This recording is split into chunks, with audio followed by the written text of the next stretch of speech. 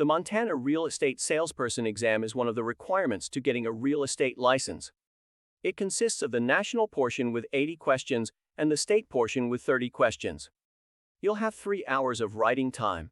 The required passing score is 70%. It is administered by PSI. You must complete the real estate pre-licensing course before you can write the exam. We found some sample questions in the examination's candidate information bulletin. Our colleague Mia at Real Estate Career HQ will go over them with you now. Which of the following interests in property is held by a person who is granted a lifetime use of a property that will be transferred to a third party upon the death of the lifetime user? 1. A life estate. 2. A remainder estate. 3. An estate for years. 4.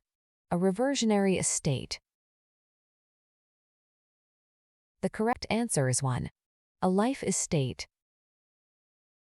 A life estate is property, usually a residence, that an individual owns and may use for the duration of their lifetime. This person, called the life tenant, shares ownership of the property with another person or persons, who will automatically receive the title to the property upon the death of the life tenant. In the U.S., life estates are most often created by homeowners to ensure that the next generation eventually gets the family home, while avoiding probate, the legal process of proving a will. Which of the following statements best identifies the meaning of the term recision of a contract? 1. A ratification of a contract by all parties. 2. A return of all parties to their condition before the contract was executed. 3.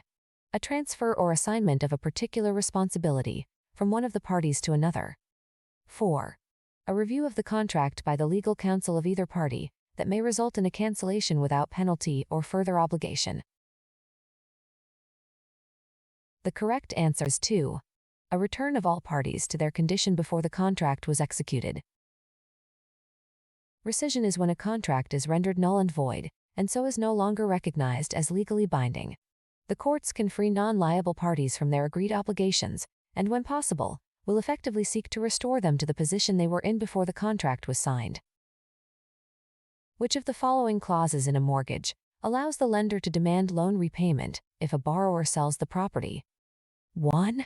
Defeasance. 2. Prepayment. 3. Acceleration. 4. Alienation. The correct answer is 4. Alienation. Mortgage alienation clauses prevent assumable mortgage contracts from occurring. An alienation clause requires a mortgage lender to be immediately repaid if an owner transfers ownership rights or sells a collateral property. These clauses are included for both residential and commercial mortgage borrowers. How much cash must a buyer furnish in addition to a $2,500 deposit if the lending institution grants a 90% loan on an $80,000 property? 1. $5,500. 2. $6,975. 3. $7,450. 4. None of the above.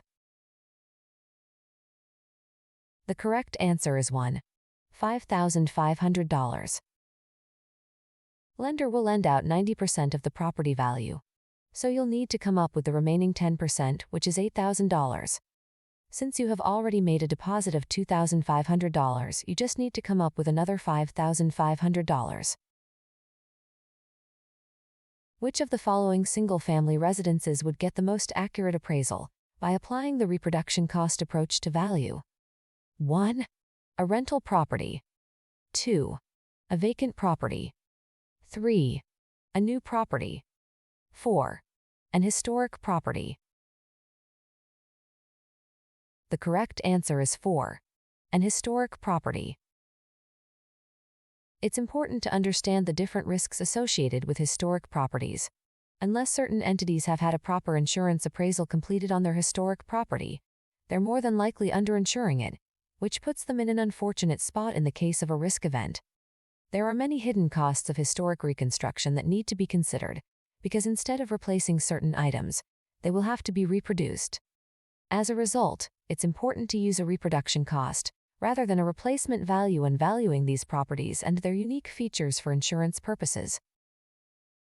Thank you, Mia. So if you are thinking to become a real estate salesperson in Montana, be sure to check out the 4-parts career series on our blog. In there, we cover the steps to obtain a real estate license, the income figures, strategies to prepare for the exam, and career tips on this profession. Once again, this is Jason from Real Estate Career HQ. I hope you find this video helpful. See you next time.